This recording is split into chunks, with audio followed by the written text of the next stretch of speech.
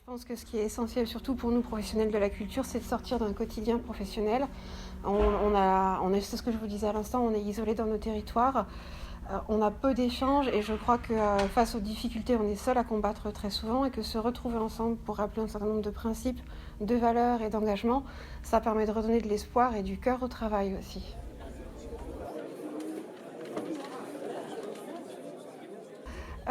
Donc les assises, c'était à Rennes cette année, donc c'était sur 2 journées, les 10 et 11 octobre.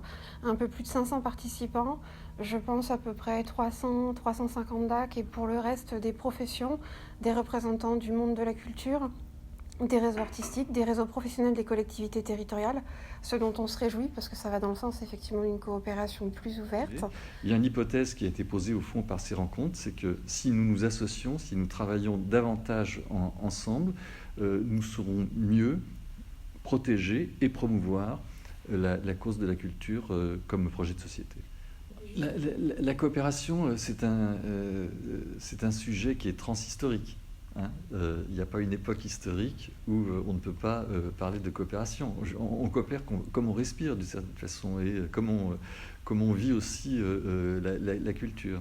C'est un thème qui permet d'abord de revisiter la dynamique des politiques culturelles dans leur histoire et qui nous permet aussi de réfléchir aux difficultés qu'elles peuvent rencontrer aujourd'hui.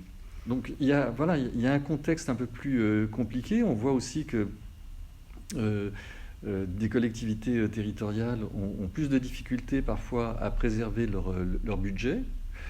Et par exemple, les départements, à partir de 2008, ont réduit assez drastiquement leur effort pour la culture. Alors certains réinvestissent le